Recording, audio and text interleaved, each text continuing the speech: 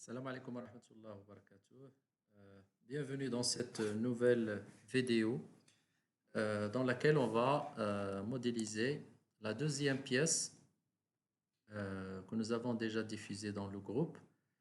Donc la pièce contient une partie prismatique, ensuite il y a une partie cylindrique et avec des formes au-dessus et à droite. Donc commençons le travail. Je vais commencer par la partie prismatique et ensuite, dans la deuxième phase, on va travailler la partie cylindrique. Donc, je modélise le premier sketcher. Donc, je vais nommer la pièce 2, le plan, et voilà. Donc, je vais dessiner un carré avec cote 105.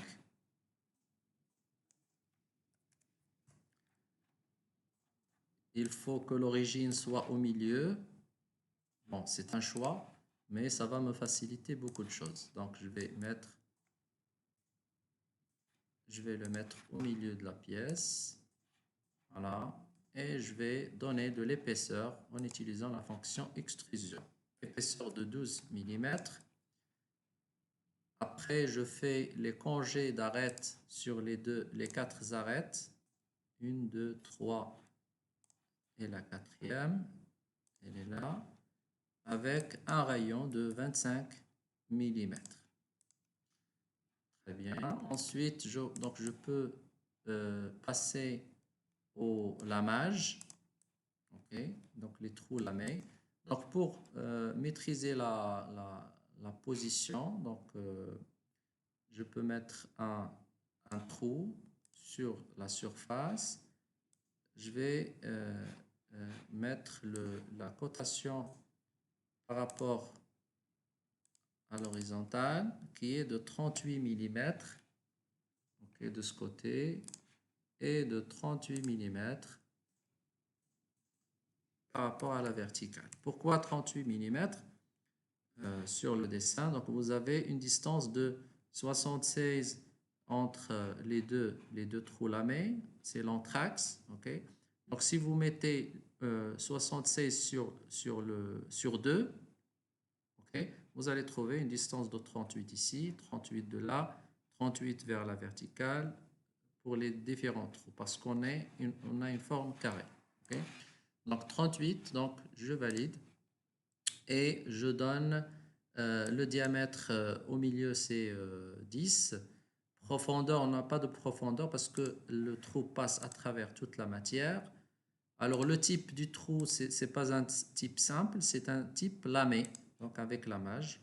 Donc il faut voir ici que vous avez la forme du lamage. Le diamètre du lamage, c'est 15 mm, une profondeur de 2 mm. Voilà.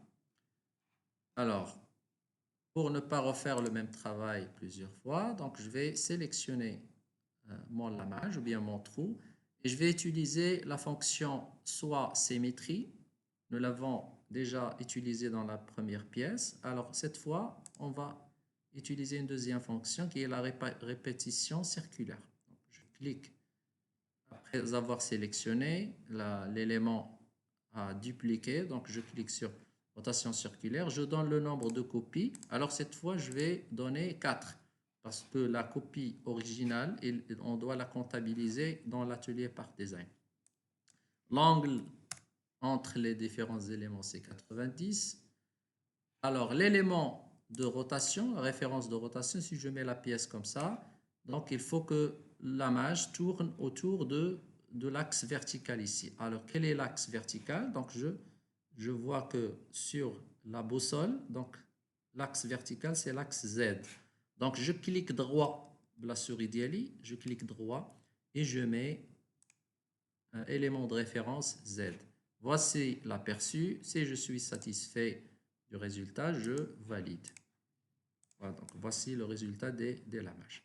Très bien, je passe à l'étape suivante, c'est la sélection de la surface et on va esquisser la partie cylindrique. Donc un cercle de diamètre 44 mm.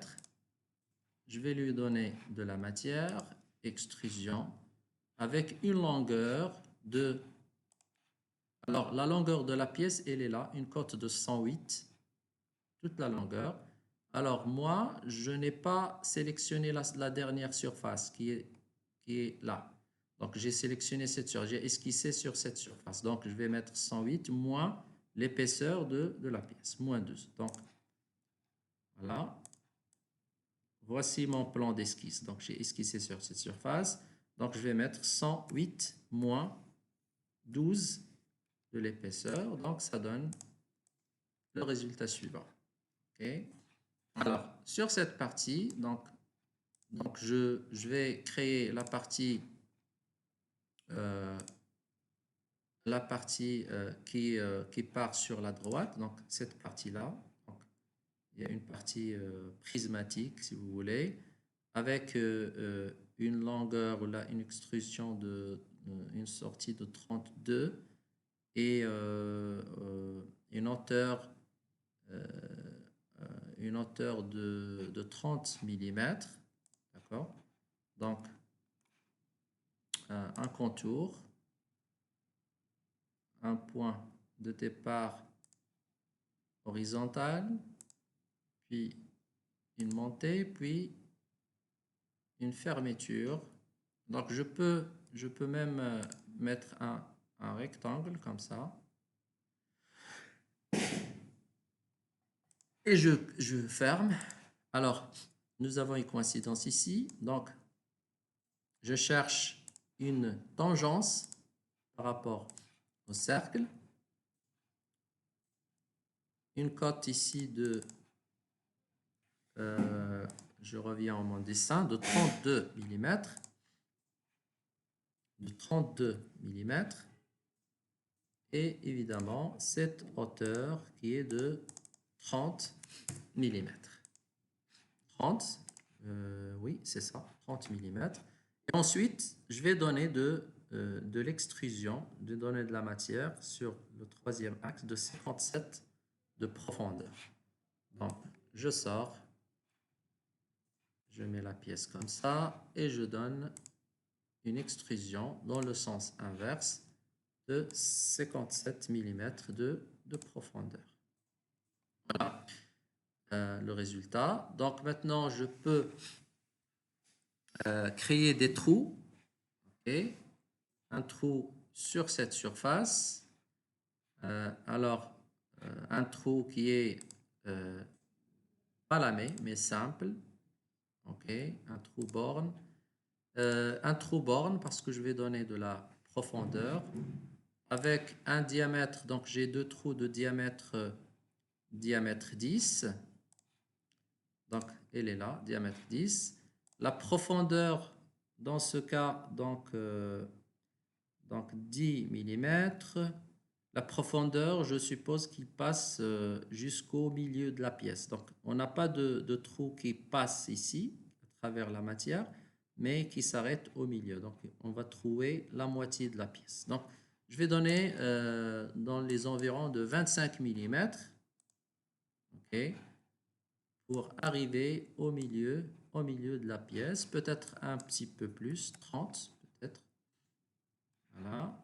Si je mets la pièce comme ça, donc je suis au milieu. Oui, c'est bon, c'est suffisant.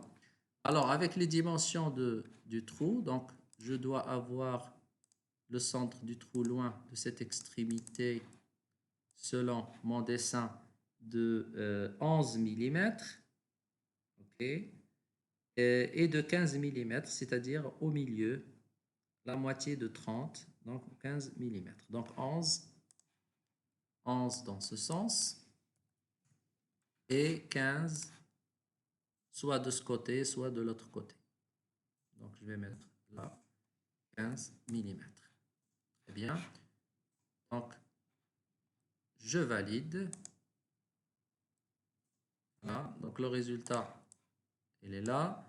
Alors là, je peux mettre un autre trou de la même façon sur la surface, même dimension, la position donc Donc, je vais me renseigner ici. Donc, j'ai une cote de 25 mm distant du premier et toujours au milieu. Donc, du trou jusqu'au point. Donc là, une cote verticale. Donc, 25, oui, 25 moins le rayon, donc diamètre 6. Donc, ça sera 20. Ici, dans ce cas, 20 mm. Bien sûr, la distance ici, donc je veux que ça soit au milieu de la surface, donc 15 mm. Voilà, je sors ici et je valide le résultat. Et donc, je pense que le résultat est bon. Voilà, donc c'est le moment de faire la rainure. Regardez, il y a une rainure qui a une largeur de 6 et 19. Donc, je vais essayer de donner cette rainure-là. Donc, je vais sélectionner la surface. Je mets un rectangle et je cote. Donc, j'ai une cote ici de 6. Une cote par rapport à l'extrémité de 11 mm. Okay, je m'assure de mes résultats. Donc 11 et 6. La hauteur, elle est de 19. Donc cette cote-là, elle est de 19 mm. Et la position par rapport à la verticale, donc j'aurai besoin d'une position verticale. Donc je cherche.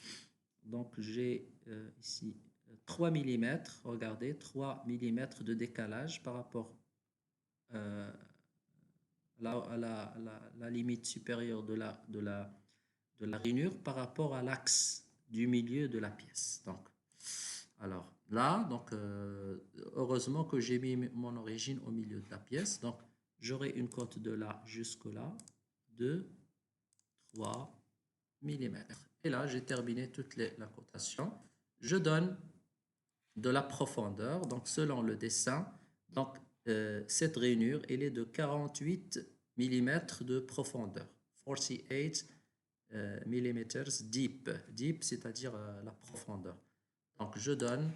Alors, cette fois, je ne vais pas créer extrusion, mais je vais créer une poche. Une poche de profondeur de 48 mm. Et je valide. Très bien. Donc, la première partie a été une réussite. Donc, je vais passer cette fois à la deuxième partie qui est située là. Okay. Donc, dans la vidéo suivante, donc vous allez trouver la suite de l'exercice.